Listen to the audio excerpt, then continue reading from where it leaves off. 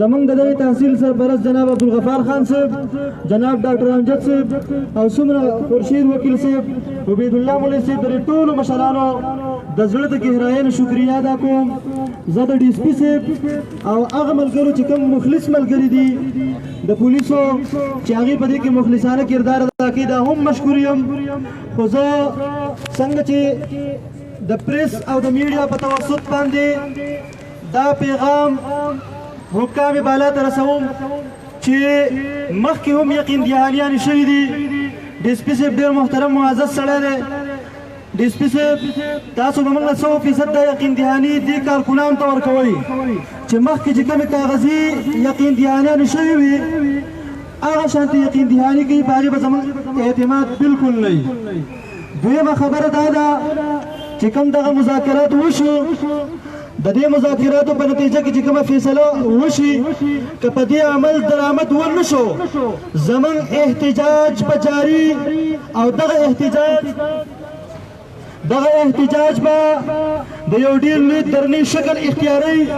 نو د جمعیت علما اسلام کارکونانو په یو عالم دین باندې غیرت کولو والا نوجوانانو تاسو زما سره دا وعده کوئ که چېرې دغې وعدو باندې عمل درآمد ونه شو تاسو به میدان ته راوځئ، لس په لس به راوځئ.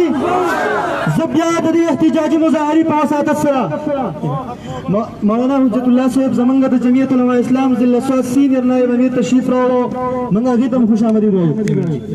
یو خبره د دې تحصیل د ذمه دار په حیثیت باندې والله العظیم چې د دې خلکو علاج موږ نه راځي، خو موږ د قانون پاسداران یو، قانون په لاس کې نه اخلو، موږ د قانون احترام کوو، موږ د قانون عملداري غواړو.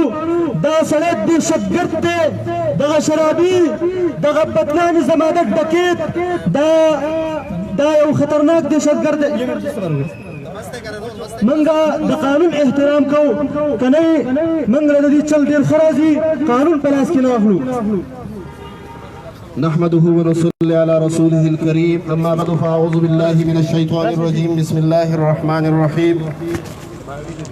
زما ډېرو قدرمندو د جمعیت علما اسلام کارکنانو زه ستاسو جذبې ته سلام پیش کوم. ستاسو ډېر زیات شکرګزار یم چې تاسو یو عالم دین د هغه سره ظلم شوی دی د هغې خلاف چې کوم دی تاسو رالی او خپل احتجاج مو ریکارډ کو. زما عزتمندو څه چې شوي دی هغه صورتحال ستاسو د وړاندې دی، په هغې باندې بحث نه کوو. لیکن دا د اسلام اصول هم دی او دا زموږ د پښتو روایات هم دي. منځ کې جګړې وشي، مړې وشي، داسې تنازعات راشي چې په منځ کې خاندانونه تر منځه لاړ شي، لیکن بیا هم خلک کینی د یو بل سره صلح وکړي، په روغه باندې خبره حل کړي. زموږ دا کومه واقعه چې پرون راغلې ده د دوی دوه نوعیته دي. یو نوعیت خدا و چې زموږ د دغه کم اختر خان چې د دغه ځای باشنده دی زمونږ د مولانا مفتی وزیرزاده صاحب سره زیاتی کړی دی، ظلم یې کړی دی. یوه مسله زمونږ د هغه سره وه چې دا ظلم شو دی، ظالم ته د سزا میلاو شي. دویم زمونږ د خپلې انتظامیې نه څه ګیلې او شکوې وي، په هغې حواله سره زه د خپلې انتظامیې ډېر انتهایي مشکور او ممنون یم. ډي اس پي فیر سید صاحب او خصوصا ډي اي جي صاحب هغې چې کوم دی نو اس پي صاحب اعجاز بیګا د شپې رالیږلی او ثابته شوه هغې چې کوم دی مذاکرات کړي دي. بیا موږ مفتي صاحب له ورغلي وو د هغه کور ته، دا ټوله انتظامیې واده را سره و. مفتي صاحب ته مونږ کېنولي دي، هغه ورته خپل شرایط مخې ته کېښودي دي. ډي اس پي صاحب به راځي، په هغې به تاسو سره خبره کوي. خو داسې به نه وي چې دا صرف زباني خبرې دي او صرف زمونږ د خاموش کولو دپاره داسې خبرې نه دي. ملګرو، مونږ د جمعیت علما اسلام ذمه دار خلک یو، مونږ ماشومان نه یو. مونږ چې مذاکرات کوو او مونږ د خپل کارکون ذمه داري اخلو، مونږ به ځان مطمئن کړی، مونږ 100% مطمئن یو چې بیګا چې کوم مذاکرات زمونږ د انتظامیې سره شوي دي، اوس چې کوم شوي دي زمونږ انتظامیه په هغې کې 100% مخلصه ده، زمونږ پولیس ډپارټمنټ په هغې کې 100% مخلص دی او هغه به کېږي چې تاسو کومه غواړئ. زه ستاسو ډېر انتهایي مشکور او ممنون یم.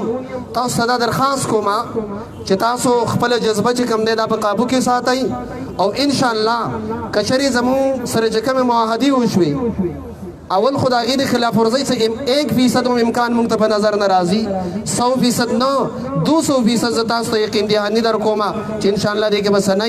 خو که بیا هم داسې وه ستاسو په زړونو کې څه شکوک او شبهات دي چې کېدای شي موږ سره دوکه وشي، نو موږ تاسو سره دا لوز کوو چې انشاءالله بیا به موږ داسې احتجاج کوو چې دنیا به یې وساتي.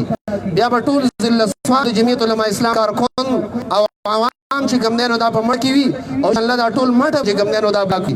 زه ستاسو ډېر انتهایي مشکور یم، د انتظامیې چې کوم دی ډېر زیات مشکور یم چې هغې دې مسله کې ډېره زیاته دلچسپي واخیسته. او که تاسو خفه کېږئ نه چونکې د پخوري ملک ته خلک یو بل له عزت ور احترام ورکوي.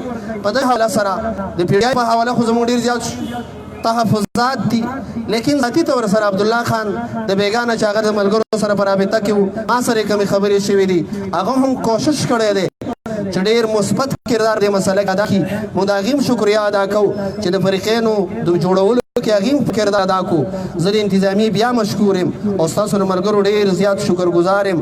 الله دې ستاسو دا جذبه قبوله کړي، الله دې زموږ د ټولو حامي او ناصر شي. انشاءالله ډي اس پي صاحب اغل هغه تاسو ته خبرې کوي، خو د هغې نه مخکې زموږ له سات سینیئر نایب امیر مولانا حجت الله صاحب هغې به یو څو خبرې تاسو ته عرض کړي.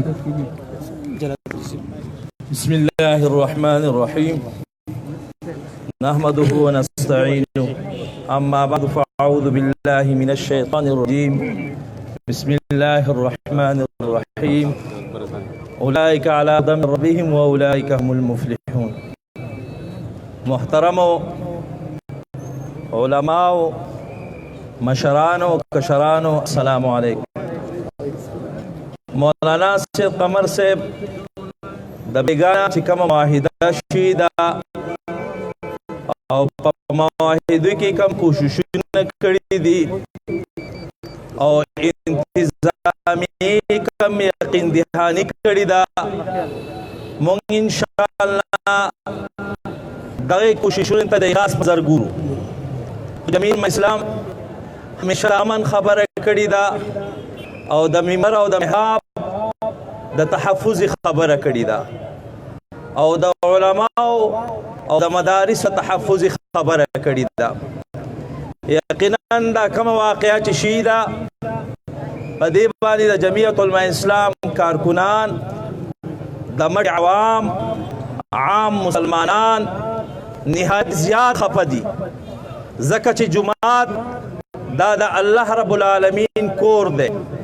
د دې احترام د دې عزت د دې آداب من حیث مسلمان دا په هر چا باندې لازم دی او د دغه جماعت عالم چی امام چی د هغه هر یو فرد هر یو مقتدی قدر او عزت دی.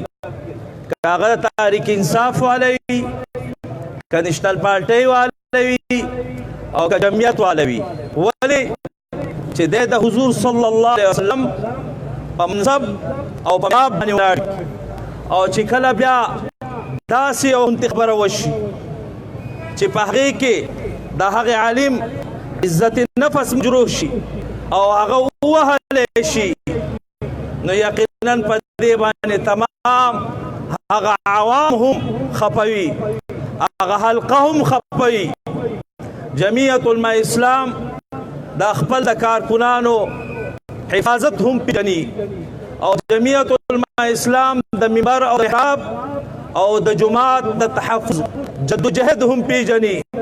خو موږ پر امن خیو د جمعیت علما اسلام نعره تکبیر، علماء دیوبند غیرتمند جرأتمند جمعیت علماء اسلام انشاءالله. مولانا سید قمر او د ملګري د بیګانه په دې خبره کې د انتظامیې سره یو مذاکرات وکړو او ډاکټر امجدو بیګا د دینا دا د سحر پورې د دوه مذاکرات وشو، یو نتیجې ته ورسېدو یوې خبرې ته ورسېدو موږ د انتظامي نه هم د مقتدر ادارو نه هم د خبره واضح ورته وایو چې دا کومه خبره نن تاسو وکړه او په دې باندې عمل ونه شو او دا هسې خانه پورۍ طرف ته تابوتله نو بیا به جمعیت علما اسلام نه د ضلع سوات د مشرانو نه او د جمعیت علما اسلام د کارکنانو نه به ګیله نه کوئ زموږ دغه احتجاج به انشاءالله یا جاري او ساري وي موږ په پښتو هم پوهېږو